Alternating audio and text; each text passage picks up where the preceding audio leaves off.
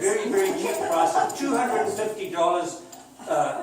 It's very, very, very good. And I think, Ben, would you like to come up and thank you?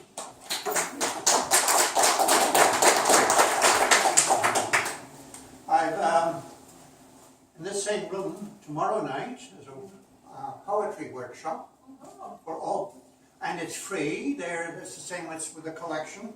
There have been a series of Tuesday night workshops here.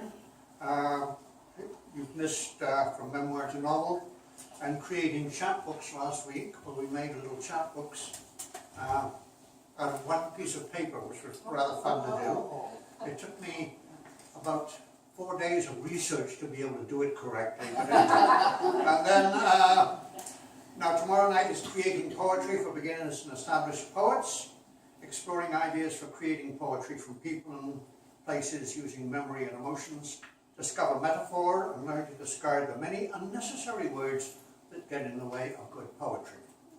Then on May the 17th, the secret of selling your story. And that is how to write your précis synopsis, a précis, and what we call an elevator speech. And the idea is that you go to the Surrey International Writers' Conference, you've just got onto the elevator, and there's a publisher on the elevator with you. He's going to the first floor. And how do you get him to say, meet me right at 4 o'clock and you can buy me a drink and tell me all about your book?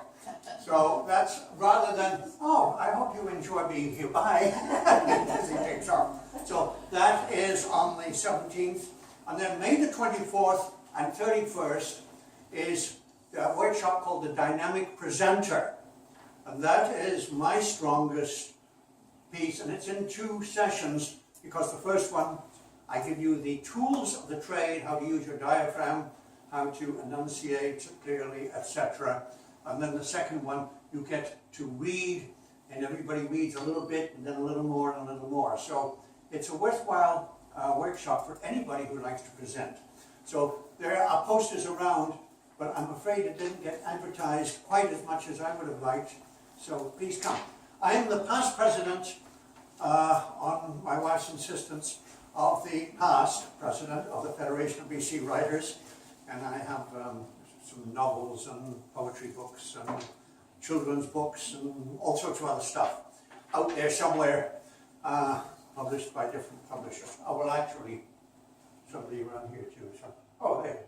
No, not you, but probably you. No, it's not mine, it's his down there. Oh, his! Where is he? Anyway, okay, so that's what I've been doing.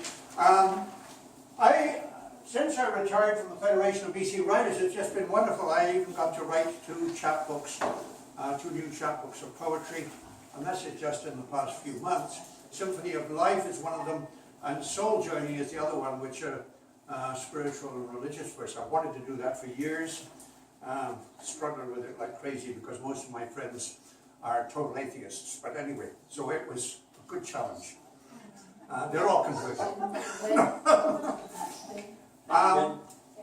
Last March, okay. Oh, could I now do my reading? That was No? No. Yes. Thank you. Last March, not this past March, but March before, was the 70th anniversary of my arrival in Canada with my sister.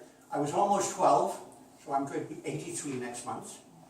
And it's called Wartime Crossing. A British youngster from Liverpool to Halifax, March 1945. Lifeboats, deck level ready, hiding place for hidden pleasures. Pilfered sweet caps and spearmint gum beneath the canvas, hid from adult eyes. We'd have our ears boxed, backsides booted, depending on who caught us, if they did. Played our dreams of Indians and birch canoes, skis, and all we'd heard from men on board of miles and miles of prairie wheat, cowboys, horseback mounties, bears, wolves, and mountains even taller than the Alps. Enthralled, we did not hear the call to action stations. We were used to bombs and guns, played bravado and were thrilled in our excited fear. Then the hoot of ship's horns, running boots, and the thump, thump of depth-charged ash cans dropped to kill Donalds's boys slinking beneath the waves. Peeking out, we watched the flash and smoke of battle on the frothy sea, and fired our finger guns at submarines we could not see, nor could we stop to pick up sailors screaming in the icy waves, but ploughed through oil-soaked men who cursed us as they drowned. When all was calm, and we snuck out, and when frantic mothers boxed our ears, we said not where we'd been, nor what we'd seen. Yet in restless sleep, for nights and years to come, we'd shrink from blood-soaked hands and see the scattered flames